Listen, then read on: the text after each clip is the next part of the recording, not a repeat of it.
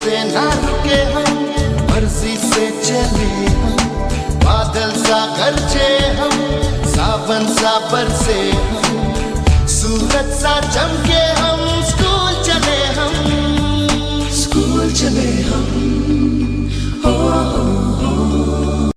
जयशंकर प्रसाद, जन्म स्थान वाराणसी, उत्तर प्रदेश, जन्मतिथि 30 जनवरी 1879, मृत्यु तिथि 14 जनवरी 1937।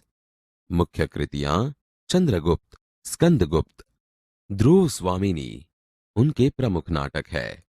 कामायनी उनका सुप्रसिद्ध महाकाव्य है। कृतियों की विशेषता, उनकी रचनाओं में मुख्य रूप से भारत की ऐतिहासिक संस्कृति की झलक मिलती है।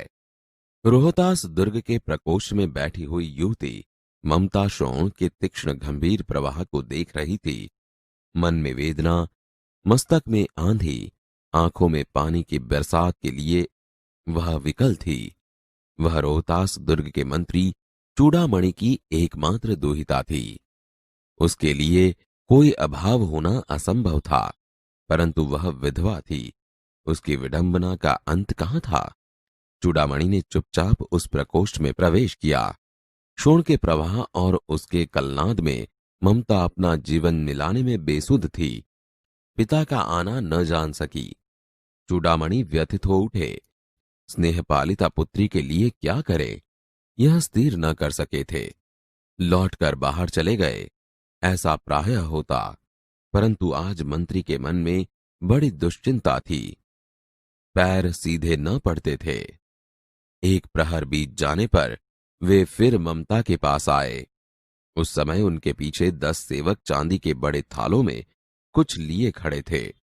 कितने ही मनुष्यों के पद शब्द सुन ममता ने घूम कर देखा। मंत्री ने सब थालों को रखने का संकेत दिया। अनुचर थाल रखकर चले गए। यह क्या है पिताजी?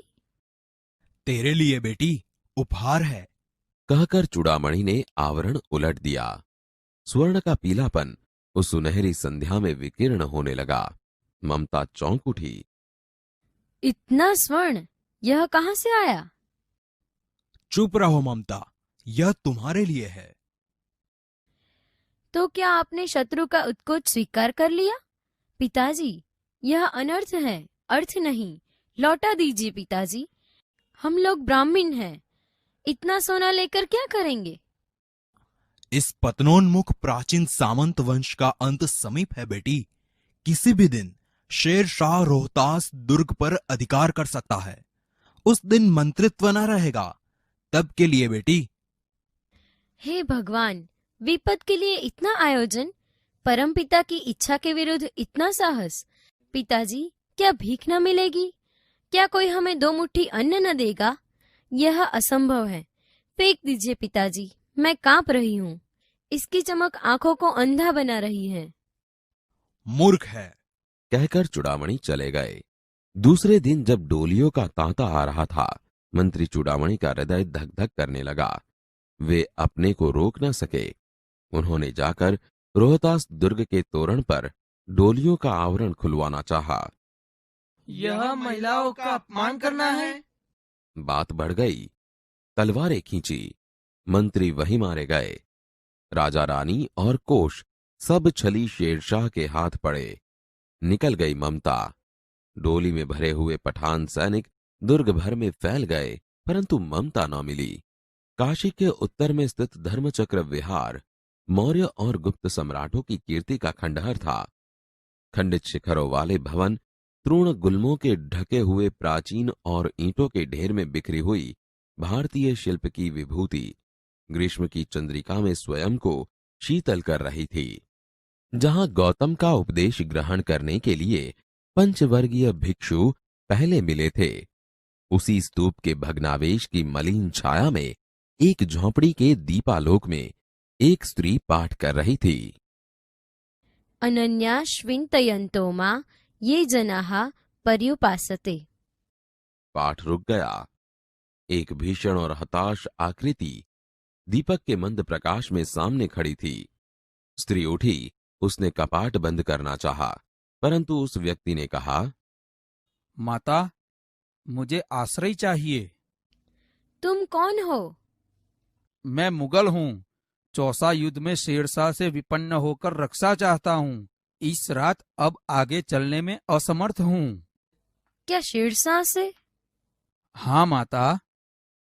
परंतु तुम भी वैसे ही क्रूर हो। वही भीषण रक्त की प्यास, वही निष्ठुर प्रतिबिंब तुम्हारे मुख पर भी है सैनिक। मेरी कुटी में स्थान नहीं, जाओ कहीं दूसरा आश्रय खोज लो। गला सूख रहा है, साथी छूट गए हैं, अश्व गिर गए हैं, इतना थका हुआ हूँ, इतना। वह व्यक्ति धम्म से बैठ गया। उसके सामने पूरा ब्रह्मांड घूमने लगा। स्त्री ने सोचा, यह विपत्ति कहां से आई? उसने जल दिया, मुगल के प्राणों की रक्षा हुई। वह सोचने लगी कि ये सब दया के पात्र नहीं, मेरे पिता का वध करने वाले आताताई।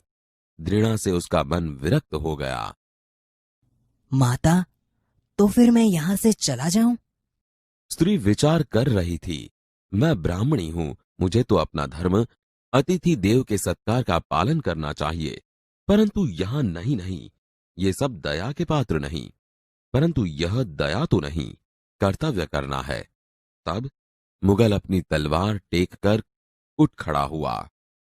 क्या आश्चर्य है कि तुम भी छल न करो। ठहरो। छल नहीं, तब नहीं। स्त्री, जाता हूं।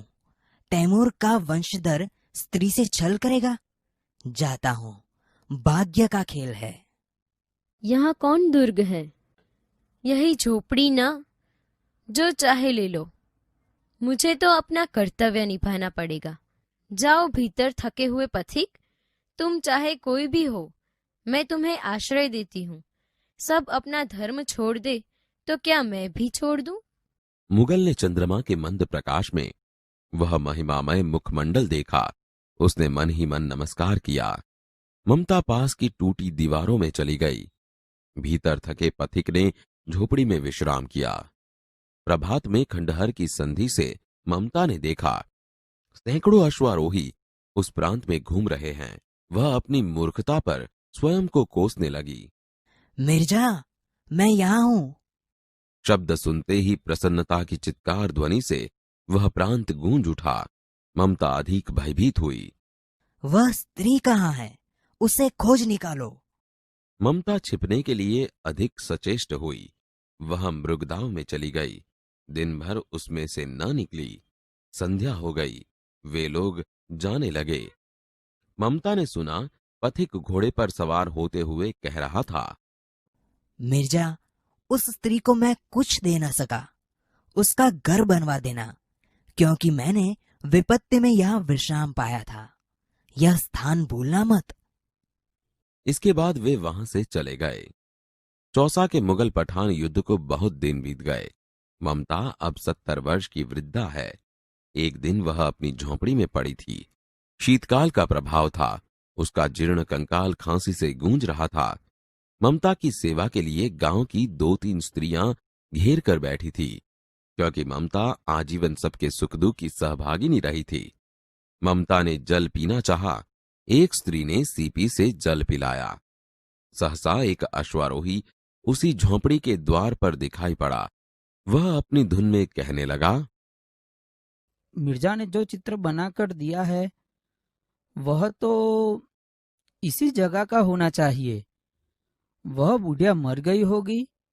अब किससे पूछूं कि एक दिन शहंशाह हुमायूं किस छप्पर के नीचे बैठे थे। यह घटना भी तो 47 वर्ष से ऊपर की हुई। ममता ने अपने विकल कानों से सुना। उसे बुलाओ। अश्वारोही पास आया। मैं नहीं जानती कि वह शहंशाह था या साधारण मुगल, पर एक दिन इस झोपड़ी के नीचे वह रहा। मैंने सुना था कि वह मेरा घर बनवाने की आज्ञा दे चुका था। भगवान ने सुन लिया। आज मैं इसे छोड़े जाती हूँ। अब तुम इसका मकान बनाओ या महल।